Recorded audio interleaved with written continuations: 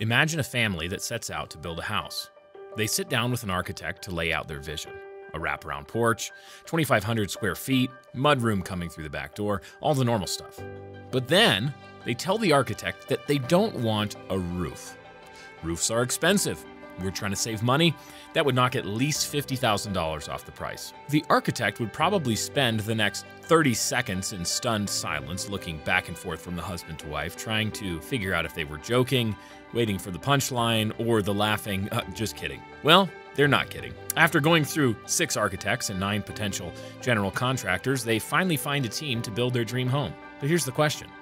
How will their drywall be looking after the first rains come in? What happens if you succeed at something only to find out that what you set out to accomplish wasn't a worthy goal? What if success turns out to be failure? Or what happens if you set out on a journey with a friend only to realize that you have 2 different destinations marked out on your maps? As Amos 3:3 asks, can 2 walk together except they be agreed? Marriage is like this. Marriage isn't just a convenient social arrangement, a man and a woman deciding that it would be nice to live together and do some things together for a time. No, marriage is for something. Marriage was made by God to do things. Marriage has a mission. And not only does every marriage have a God-given mission shared by all other marriages, but your marriage, my marriage, every individual and unique marriage will have to establish how it is going to be about that mission in particular. Every married couple will have to determine how their household in particular, with its place, vocations, strengths, and limitations, will aim to obey God's general purposes for marriage in their particular marriage. What are you aiming at? What do you want to look back on, say 30, 40, 50, 60 years into your marriage together and see behind you? What target are you aiming for? What will you leave to your children's children? How will you do that? What waypoints will you aim for along the way to make sure you're on the right path? In this episode of Bright Hearth, we take up the subject of mission as it relates to marriage and why it is one of the most important conversations you can have in establishing a fruitful, joyful, legacy-building marriage.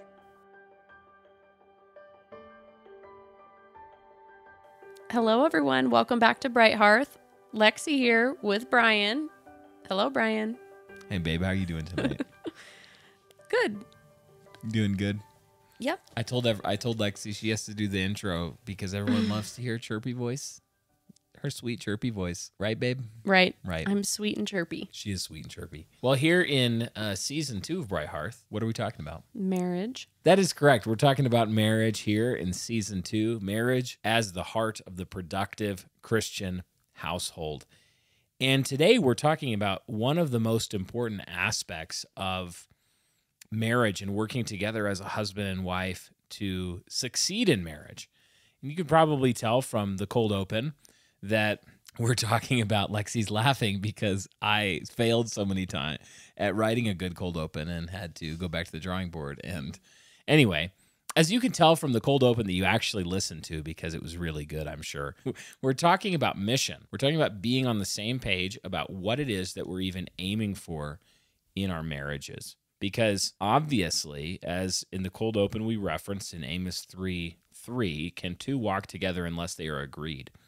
So maybe you haven't thought about this in your marriage before. Maybe you and your wife or you and your husband haven't ever sat down and said, what actually is the mission of our marriage? What are we actually aiming for with this thing? What target are we trying to hit with our life together? You know, even if that target, and preferably it should be a target that's out there that you can be pursuing your whole life. What is that? What are you about? Where are you going? You know, how are you going to use, and I'm not just talking in generalities, I'm talking about you particularly, you and your wife, you and your husband with your strengths, your place, the resources you have, your family, your vocation, all of those things. How are you going to shepherd those things, steward those things, and aim your life and your strength and your days and your marriage so that it hits the target that you believe the Lord would have you hit? So we're gonna go through and try to give you some really practical ways to develop a household mission, why it's important in your marriage, and how you can sort of sort through your life and try to arrive at one. So it's probably good to start with just what is a household mission? Why is it important? And to do that, I wanted to remind you, I think we referenced this maybe an episode or two ago, how the Westminster Confession summarizes the purposes for marriage. And this is in Westminster Confession 24. So that's chapter 24, paragraph 2. It says, marriage was ordained for the mutual help of husband and wife, for the increase of mankind with a legitimate issue, and of the church with a holy seed, and for preventing of uncleanness. Basically, 3 parts to that purpose statement for marriage there in the Westminster Confession. The first, the mutual help of husband and wife. And this is like the companionship of marriage, as well as the two of you together helping one another be what you're for. You can't multiply by yourself. It was not good that the man was alone. The second is increase of mankind with legitimate children. They're literally saying that one of the purposes for marriage was so that children could be raised in legitimate homes, so they wouldn't be fatherless sons or motherless daughters, motherless sons. The nuclear family that God designed, the normal husband, wife, and their children living in a home would continue, but also for the church to continue. One of the most powerful ways that the church grows down through the centuries is through children. And then the final reason that the Westminster gives is to prevent sexual immorality. So one of the ways we see this in, for example, Paul's letter to the Corinthians, that one of the reasons for marriage is to give legitimate grounding for sexual relationship and to prevent sexual immorality. So those are some of the purposes for marriage that are true of all of our marriages, right? Like those things are true of your marriage, of my marriage, of every marriage. And even the Westminster Confession is aiming to say something that's true of all marriages, including non-Christian marriages. Marriage being a creation ordinance and not something that is just for Christians. We're not the only ones who are allowed to get married. So what are we talking about when we talk about a household mission? We're talking about more than that. We're talking about something beyond just what are the general purposes for marriage. Do you want to expand here a little bit on what it is that we're talking about? So a household mission would be a distinctive way that an individual family is called to fulfill these things, right? Yes, exactly. It's like every marriage is going to share and overlap and have these baseline things that God has made for every marriage to be and do. But then a household mission is like, you're a plumber, I'm a pastor, maybe your family's a homesteading family, maybe one of your families, living in more urban there's so many different, maybe you're going to have 5 kids, maybe we have 3. Maybe you're aiming for intergenerational living with your parents, but maybe in another home, it's like, your family are non-believers and they're not going to have any interest in that. And so all of these unique things are going to go into framing the actual mission for your household. So we're talking in a household mission about a statement of how your household in particular, with its place where you live, where you're rooted and your family's from, your vocations, your strengths, as well as your limitations, how all of those things in your situation are going to aim to obey God's purposes for marriage in general. Now, I do think it's interesting. We were talking before the recording about, you said that one interesting thing is to notice that like all of the fake perversions of marriage, like they can't even do the general things. Yeah, let alone the specific. Homosexuals can't have kids, and if that's one of the points of marriage, then they can't really fulfill that. Yeah, like you can't just rearrange the basics and then slap a family mission on it and say, like you can't, for example, take 2 men and then say that their dogs are going to be their children and say, well, this is a marriage too. Well, actually, no, it's not. There are baseline things that must be true of a household for it to be a marriage at all. It must be a man and a woman, and they must be in covenant together, that this is not just 2 people living together for however long they want. Marriage is a covenant for life, where we're going to pursue these things together. And so that household mission, again, is like particularizing the purposes of every household into the context of your household. It's kind of like a compass bearing for your life, or even like a blueprint for building the house, where there are multiple types of houses that could be built. And you know, one house might be great, and that doesn't mean every house that's not that house isn't great. So your mission as a family, you might, by the time we're done with this episode, go, yeah, it's to build a business that we want our children to be employed in. Well, that's a great house blueprint, but maybe it's not going to be the same as every other house. So one of the reasons that this is important, and I want to hear your thoughts on this too, about why this is helpful, like why we're even talking about this. One of the reasons that I found that's helpful for this is just in filtering life decisions. Because if you're trying to decide between major life decisions as a family, like should we move here and take this job, or should we stay here at this church? These big life decisions. If you have a family mission that you've thought through and you've taken your vocations and your strengths and limitations and goals into account, it can filter and be like, well, no, we're not going to move. Yeah. Yeah, it makes it really a lot easier. Yeah, what else comes to mind for you about like the importance of a family mission? Why this can be helpful for a family? I think as a wife, it's helpful to think about where am I spending money and why. That's good. Fulfilling my end of the mission. Where am I prioritizing time? Who am I prioritizing time with? That's really helpful for me as a pastor's wife to see that I do have duties under my roof. And then it kind of, that's for everybody though, but I just think it's a particular temptation of pastors' wives to feel like they have to befriend every single human being in the church. Oh yeah. As best friends and stuff. But yep. Like if you're clear that your mission is first your children, that really helps to prioritize. Yeah, it's like a filter here. You go, the example of moving, I think, is helpful for a lot of, Pastor Dan, I've talked with a lot of families from outside of our area who are looking at big questions like, should we move? Should we stay where we are? And this is one of the questions we take them back to all the time. Like, what's your mission as a family? Are you looking to, like, let's say your whole family's in one area, like you all come from one basic county in one state, and you've been there forever. And you're like, well, we're thinking about taking this job out here or moving to join this other church or something like that across the country. And really, like, it can help if you say, our stated goal is that we want to make a context for intergenerational cooperation in building a family business or in doing something like living together and, having our parents come live with us, providing a home for them in their old age. And knowing those kinds of targets will help you make decisions for the long haul. Aim you for greater fruitfulness over time is how I think we could say it. So the way that we're framing this is in 5 essential aspects of mission for you to be thinking through to develop your own family mission. And there's more. I think you could probably come up with more, but these are big biblical categories that relate to family and marriage that I think can help you draw out things that maybe you aren't thinking about, aspects of family, of mission, of marriage that maybe you're not thinking about.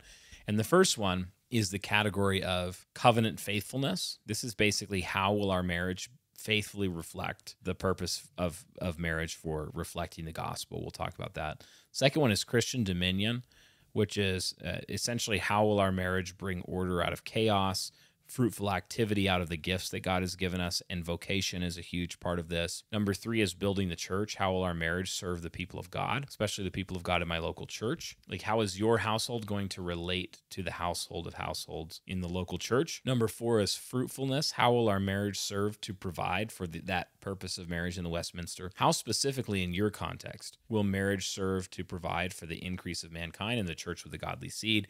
So we're going to talk about fruitfulness, having children there, versus what I would call intentional barrenness. And then legacy is the last category, which is, how will our marriage pass that which is of highest value down through the generations that follow me? And we'll talk about many things there. There's financial aspects, faith aspects. Then we'll give you kind of a sample mission, an example of a sentence that might sum up like our family household mission. And then we'll talk about some dangers to be aware of, like ditches you could fall in. So covenant faithfulness, how will our marriage faithfully reflect the gospel of Jesus Christ? I think that you can get into trouble if you start with things like money, finances, job, without actually thinking through in terms of your family mission. Well, one aspect of our family mission is to faithfully, stably, over as many years or decades that the Lord would give us, that we would be faithful to one another and that our marriage would put the gospel on display.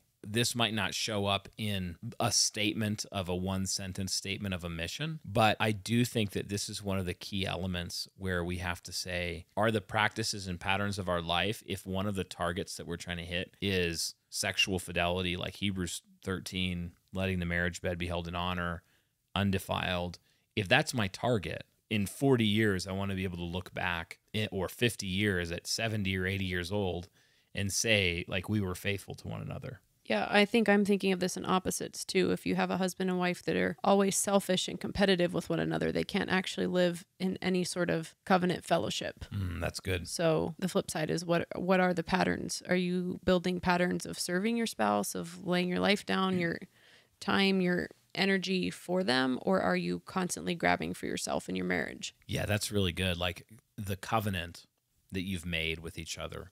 What patterns are you setting in place now so that you're aiming for day to day, week to week, month to month, year to year? You're aiming for that destination where you want to be able to look back and say, yeah, we were faithful to each other. We grew together in love. Because in a covenant, you belong to one another. I think I mentioned this before, but C.R. Wiley says, once you're married, you're not consenting to be married anymore. You just belong to your spouse. Yeah. So if that's true about the covenant, are you living as if you're in the covenant? Are you actually laying your life down because you belong to your spouse, or are you trying to reserve that for yourself, acting as if you're not in that covenant? Yes. Yeah. You're like, oh, I'm withholding this portion of myself. I'm going to keep this bank account over here, sometimes literally, but also like, I'm going to keep this reserve of me that is not my husband's or not my wife. That doesn't belong to them. Whereas in covenant, in a marriage covenant, what you're saying is, you are mine, I am yours. My body is not my own. Your body is not your own. My gifts are not my own. I'm not free to build my own kingdom and have my wife as like a serf living on no, she is my queen. Like, we're building together. We're building this household of covenant faithfulness. Heirs together in the grace of life. Yes, we're working together. And so when you're thinking about like problems in your marriage, and you're like, well, we keep running into this issue, this conflict, whatever it is, sometimes you need to back up and you actually, or get above the marriage at the 30,000-foot view and say, what are we aiming to be and to become in our covenant relationship to one another? What do we want this thing to preach in 40 years when we're looking back on it? And is the way that I'm living today consistent with that aim? And it's often not flashy. No, it's often... It's often getting up and packing lunch. Yes. Before the sun rises, and folding laundry that he needed washed when he's in bed. And that's not flashy.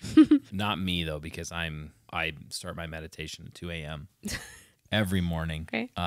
After that's 2 a.m. That's after I usually run a half marathon before that. So other husbands, though, sometimes, yeah. No, it's true though. You can say like, I say that because people want to make a big plan that's like, oh, these huge touch points that we'll be able to look back at this point and this point and this point, and most of it you won't even remember.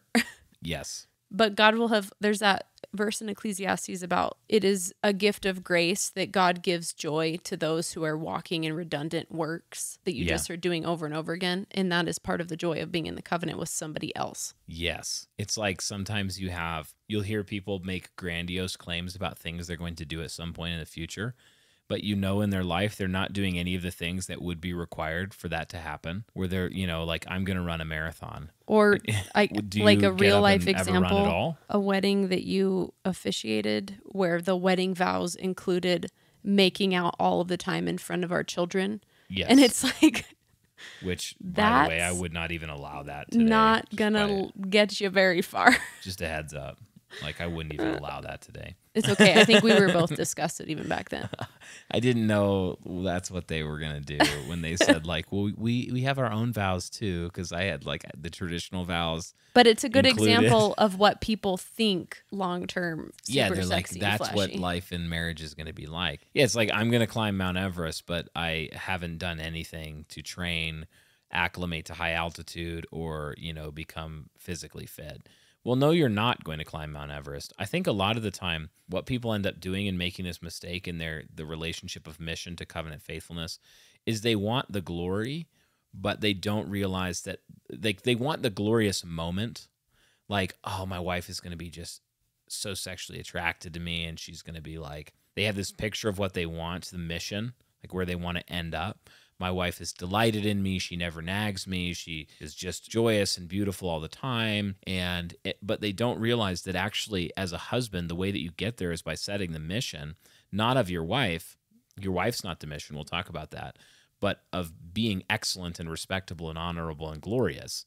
And then going and pursuing the duties that God has given you on the mundane, everyday level. And then God is gracious. Like, you get those times and those moments where you do get the glory. But if you just want the glory microwaved and instantly, that's not how it works. Covenant faith, the glory comes through long haul covenant faithfulness. It's deep glories and long glories, not microwaved glories. Microwaves kill your food. I knew Lexi was so distracted by the use of the microwave. I mean, it was a perfect metaphor. Yeah, I knew, but she was like thinking about nutrient density. And that's why we love you, babe. That's why we all love you. Just today I was talking with my guy Ben about how water is alive. Hey, he's on my team. Is he convincing you to be on my team? You know what? Let's move. We're going to take a left turn here. We're not, and we'll talk about it later. No, we don't need. Keep going. Based. Keep going. Lexi's based. I'll just put it that way. Okay, covenant faithfulness. So of course, all mission is going to be sitting on top of that. Your mission is covenant faithfulness. Otherwise, it's not a Christian mission for your marriage. So part of your mission must be to model the glory of the gospel, which is what marriage is about, according to Ephesians 5. Therefore, a man will leave his father and mother and hold fast to his wife. I tell you a mystery. This refers to Christ and the church. So the son left the house of his father to win himself a bride. He laid his life down for her. He makes her glorious. And together at their union, there's fruitfulness. Okay, that's marriage. So your marriage cannot have a Christian mission unless it's built on that, on saying that. And what we're telling you is that actually requires 10,000 acts a month of self-denial, cruciform, cross-shaped love for one another, not big, flashy, few things in your marriage. Again, you're thinking, when I'm 85 and we're dying together holding hands, when we look back over our life together, we want to be able to see a pattern of the cross, a pattern where we died to ourselves for the other, and covenant faithfulness. The second aspect of Christian dominion, and this is where it continues to be very practical, or of mission, is Christian dominion, which is how will our marriage serve to bring order out of chaos, gardens out of wilds, and fruitful activity out of the gifts that God has given us. And here we're literally talking about things like, what will your job be, men? How will you make money? How will your household make money? Because it's not just the man. The household making money is a team effort of husband and wife working together. See Proverbs 31. How will our vocation, how will the man and the woman, how will the husband and the wife relate to each other and relate to the world, to their vocation and serving their neighbor in the economic sphere, such that their marriage and their life will essentially continue the work of Christian dominion, the cultural mandate. I feel like we need to have a sidebar about Proverbs 31 right now, because I think a lot of women take that the wrong way, and they're like, hey, I'm a Proverbs 31 woman. I'm going to go start this business that has absolutely nothing to do with my husband's mission, and I'm going to be so all about that I don't have any time for him because I am known as XYZ gal in the community. But I think a lot of people overlook the fact that Proverbs 31 is actually like about a woman who was stewarding her husband's resources really well and turning a profit on those. She's not like going out and starting stuff on her own necessarily. Not that you can't do that. I just think a lot of women have taken that the completely wrong way and are going like way too independent in some ways with their Absolutely. No, this is such a key point. And I'm glad you brought that up. Ben and I were talking today about this exact thing, where I think there's a fork in the road when it comes to women thinking about money and work and vocation and business. And one of them is the productive Christian household. And one of them is the way of modern femininity. Modern femininity or feminism? Modern femininity, the way of being a woman, modernly speaking. Okay. If you reject, and Christians can think that they're actually rejecting the heart of feminism when they're really making a mistake about what the heart of feminism even is. What I mean is sometimes Christians can oversimplify this and say things like women shouldn't make money. Yeah. Women shouldn't have jobs. Women shouldn't work. I think those are all the wrong ways to frame it. Because even if you say like women shouldn't work, and I mean they shouldn't have a job where they're making money, they should be pouring into their household. I'd say, well, you're kind of getting the point, but you're actually in a big way missing the point. Because the key difference is that the woman should be oriented towards her husband and his mission, which is to build this productive household that is thoroughly Christian, leaving a legacy, glorifying God, providing for the needs of the household, all those things, serving neighbors, all of that's happening in the household. And together they accomplish that mission. And what we don't want to see are wives and women turned out of the house to go and build the house of some corporate CEO or to go build the house of some, conglomerate somewhere, and then be completely disconnected from the household. Yeah. So she's no longer household manager. So the key point isn't whether she's making money or not, or whether she's involved in economic activity or not. It's like, what is the aim of that economic activity, and what does it look like in its priority? Yeah, so this is it's absolutely relevant that the husband and wife ought to be working together. So the model that we're giving you is that Genesis is the model where you see God gives Adam this task, and then he gives the woman to the man to help him in that task. So he's oriented, one way that I've said it before in a class, I can't remember when it was, is that it's like Adam is made from the dust, and so from the earth. And so everything he does is in all his work is oriented to the creation and oriented to the world. It's oriented to going out and, building and killing things and raising animals and starting businesses and all that. Like that's his work. The woman was taken from the man, and she's oriented to the man, which doesn't mean she's not oriented to work. Because if he's oriented to work and she's oriented to him, they're both oriented to work. Yeah. They're oriented to the work properly. This is the reasoning of Paul in 1 Corinthians 11 when he says, "For man was not made from woman, but woman from man. Neither was man created for woman, but woman for man." So he makes a point about head coverings. We'll talk about this later in the season. In that. But what Paul is doing is he's ordering the man and the woman, like we talked about in the first episode. He's ordering the man and the woman to one another properly so that they can then be ordered to all of their tasks that they have properly, right? Where he's saying there's this mission, and then the woman was given to the man to help see that mission through, but she doesn't do it independently of him, and he can't do it independently of her. They can only do it when they properly relate to each other. So when you're thinking about mission and establishing a household mission along the lines of Christian dominion, you should be asking things like, what am I good at? Like, what is my vocation? Is what I'm doing now adequate to fulfill my duties for provision and inheritance under normal circumstances? Like, fast food work probably won't cut it. Under normal you might be like, well, my uncle, he once, he made it big in working the fry cook line. Under normal circumstances, is the career that you're looking for, is your household and the shape of it economically going to provide for the needs of your household and inheritance? And if not, then part of your mission conversation now needs to be, how can we change that? Is there training that needs to be undertaken? Do I need to ask my friends and ask people that know me, what are my skills?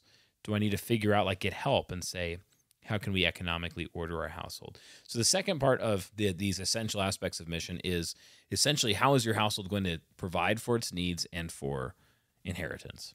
Number 3, building the church. And this one's pretty brief here, but I think it's important to mention, is that you're basically asking or making sure that part of the orientation of your mission is to make sure that your marriage and your household is serving the people of God and especially the local church, to make sure that part of your mission is rootedness in a place and with the local people. Yeah, which means church attendance, which means getting involved. You will become very, not wayward, but unrooted.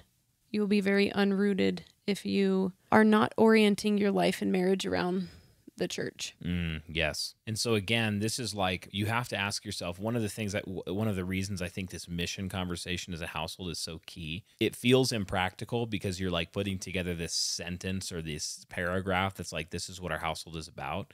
And it feels so high level. But the reason it's helpful is because what it does is it says, well, this is what we are saying we want our household to do. Again, is how we're acting today going to accomplish that. I think, too, it's really sad. I don't feel like we see this very often, actually, but you can definitely observe it when, like, a newly married couple is just not active in the church. Or not even a newly married, but sometimes it's, like, people that delay having kids.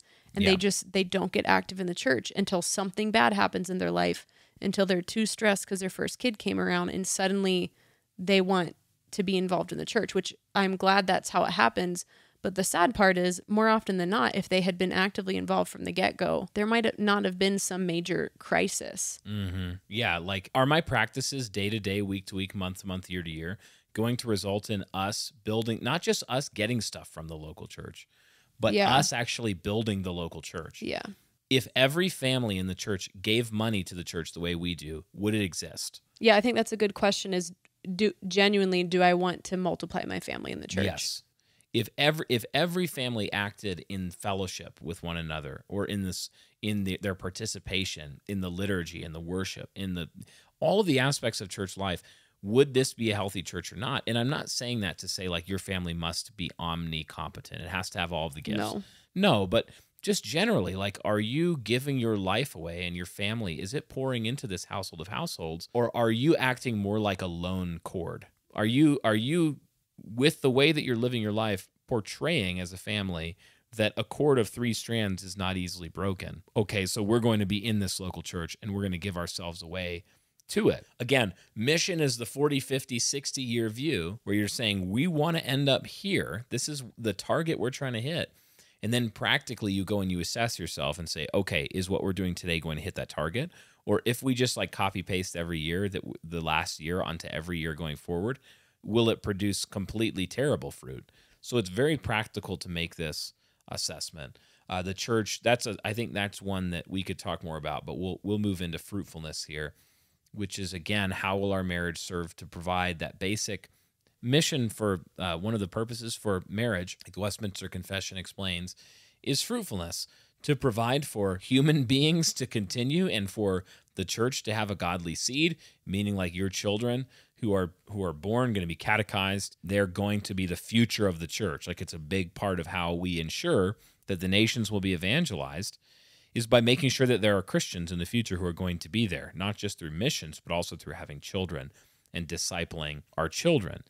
So I think it's important that your mission, you need to make sure in your mission that you align with God's vision for humanity. And again, we're talking about normal, the general sweep of marriages ought to be fruitful. As in babies? As in babies.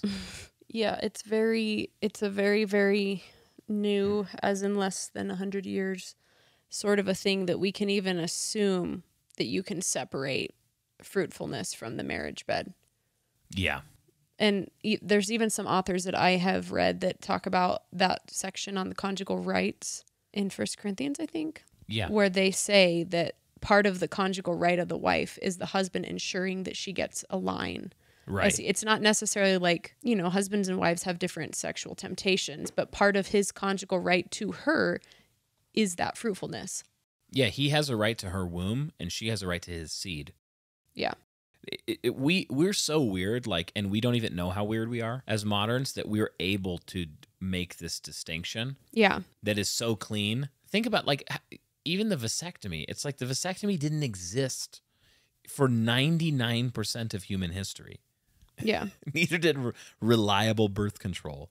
Like, you're noticing, like, body literacy, all these things that's family planning. And now we've said Sex and children are completely different subjects, where to the biblical worldview, they're absolutely inextricably linked. So when you say marriage is this covenant that comes with sexual rights and privileges, what you are saying is that marriage comes with children. Yeah. So when God says to our first human parents, be fruitful and multiply, when God says to Noah and his family, be fruitful and multiply, we see that fruitfulness and multiplying is the normative pattern for marriages, period. So one question that you should be looking at in your in this mission planning is, how many children do we want? Are we gonna like be fruitful? Are we gonna multiply? Do we want to die surrounded by our great grandchildren? Right? Like, do we want to see the faith pushed down and to see this family become a company of saints and to become a host? And you should. And this is the point. If you don't want that, you have disordered affections. You need to order your affections to Scripture. You need to order your affections to God's blessing. Because over and over and over, like, this is people are so funny today that if you were to go back to the first century and talk to the early church or talk to the average Israelite family in the Old Testament and say, like, children, what, like, blessing or curse? Should we want to have few of them or a lot of them? They'd be like, are you dumb? Like, don't you know? Like, haven't you read the Psalms? Yeah, we talked a lot about this in the previous season, but children are just such a protection to parents too, in a lot of ways. So part of that blessing, like part of you not accepting the blessing of the work that's involved is also you not ensuring protection for yourself as you get older. Yes, you're protecting yourself from blessing. Also, just to clarify, we're not quiverful people. No, because we've gotten that question before. No, we wouldn't identify as a part of the quiverful movement, nor would I say either of us have like deeply, like, I think Bill Gothard, there's some names I don't really know. I've read a couple of the books that came out of that, but I've also read Phil Kaiser's book was recommended to me actually after our episode on, I think it was the marriage bed and birth control, maybe, just kind of exposing another option outside of the quiverful, because I do believe the quiverful is extremely harmful if you're taking it the way I understand it, and we know people that have left the movement. So yeah, and there's some kooky influences in discipline and in all kinds of child rearing issues related. Phil Kaiser's book, though, is he calls it conception control. So part of the Dominion Mandate includes all the world, which includes our wombs. Yeah. So he's a pronatalist, but he's also okay with taking dominion of the womb when it is necessary to do so. Right. In the sense of, like, God designed in this, post fall, it is absolutely a good thing for your wife to be able to have a period of time for recovery and rejuvenation between having children, and you have to be aware of how, like, providing for your children and fulfilling your responsibilities and all those things, and we'll talk about this more actually in the future of this season. Even I think we have some episodes that are going to relate a lot to having children and how many and that sort of thing. But on a high level, you need to make sure that the mission of your household with respect to fruitfulness aligns with a biblical worldview that would be pro-natalist, be pro-children, pro-having children, recognize that barrenness in Scripture is a curse and that it's a trial, whereas children are a blessing. Of course, blessings come with job descriptions. If you fail to disciple your children, they can very well become a curse. Any blessing can become a curse. Sex is a blessing. It can become a curse if you misused it. Children are a blessing. If you don't disciple them, they can become one of the greatest curses in your life. So you need a plan for that whole sweep of everything that comes with fruitfulness. And this comes to the last principle of legacy, which is how will our marriage pass that which is of highest value down through the generations that follow me. So we're talking here about discipling our children, giving a legacy of faith, raising them in the fear and admonition of the Lord, all the way through to things like financial inheritance. In your family mission, you need to sort out, what are we aiming to leave our children? Because you have to figure that out like 40 years before you die. Yeah. You can't like in the last year of your life go, hey, we should think about what are we going to leave these children? Because the answer is, well, I guess whatever you have at that point. Yeah, you've made your imprint. Yeah, it's set. The concrete's set.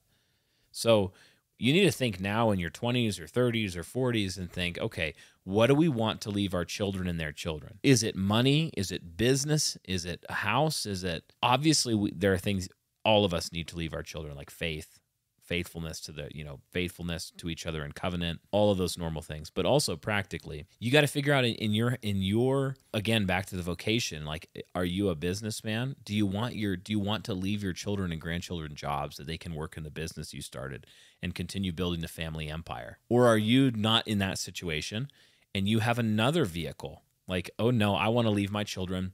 It's not going to be my job, but I'm going to leverage my job to buy productive property that I plan to leave to my children. Stocks, whatever it is, you need to be thinking through the legacy. One way that I think about this is like, I don't want my children or my children's children to be serfs.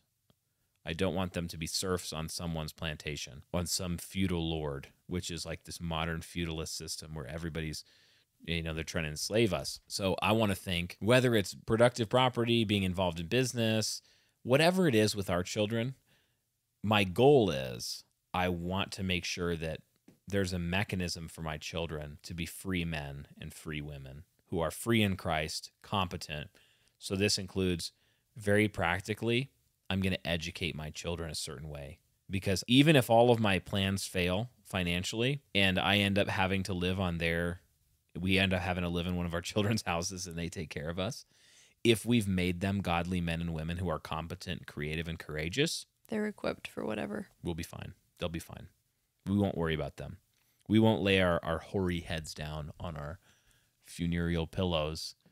Did you just make an adjective out of funereal? Funereal, yeah. Wow. Mm-hmm. Yeah, good word. So an example bringing all of this together, this is just a sample sentence that I put together, was something like, the Sauvé household exists to model the glory of the gospel in building a legacy of Christian faith and productive wealth in service of a godly lineage and the Christianization of Utah and beyond for the glory of our triune God. There's a lot in that sentence. We could unpack it. As I'm thinking about a sentence like that, I would be circling words and phrases from it and drawing a line out in another bubble and explaining, this is what I mean by that, and this is what I mean by that, and this is what I mean by that. And then there'd be subpoints practically. Okay, so we're going to educate this way. We're going to, and this is most powerfully helpful to people who haven't been thinking about this, because they can actually go, oh, wow, I haven't thought at all about what I'm going to leave my children for an inheritance. I haven't thought at all about the connection of my job to inheritance, my career, my vocation, to my children and grandchildren being serfs or not. So we'll end by talking about a few dangers related to mission. These are some things where you can have false missions, or you can get something wrong in the foundation that will basically screw things up. One of them is making your spouse your mission. What do we mean by that? Why is that a danger? Well, I think you can see this with a lot of the egalitarian stuff. It's like the mutual submission. Then it's kind of like, well, who's ever determining the road we're on if you're mutually wanting to submit in opposite ways? Yeah. Like there has to be some, is it called command post? No. Chain of command. There has to be some sort of chain of command. So you also see it in definitely in feminism. Like if they're not letting me fulfill my needs, or they're not helping me be the better human that I want to be, well, then they're toxic. Well, but you're not the mission of marriage. So that's a problem. Yes, exactly. Men make this mistake all the time where they say, my wife being happy is my mission. Yes. And so then they pander to their wife. They never correct her. They let her become a huge bossy pants, and her emotions rule the home, and everyone walks around on eggshells, and all of your children are destroyed, and the husband just becomes a huge sissy and gets nothing done in his life because he's just made his wife's happiness moment to moment his mission. And that man will make a wreck of his life, and that woman will become a horror. They're growing not into Christ-likeness and spurring one another onto love and good works. They've inverted the household, and they've made the wrong thing the mission. So and this can happen in either direction. Yeah. But I think the most common way is for the husband simping to his wife, where he's like, oh, I can tell she's frustrated, so I'll just manage her, and try to please her, instead of saying, like a good husband would say, you're being really snotty, or I've noticed that you've had a real problem lately with this situation and your attitude. And, how can I serve you? How can I help? How can we repent of this sin? How can I help you repent of this sin and grow in Christ-likeness and joy and peace? And because a wife at the center of the home who's frustrated or emotionally unstable is just, it's like, there's so many proverbs about the wife who tears her house down over her head. She's like a dripping faucet. Like, that guy better to live on his roof.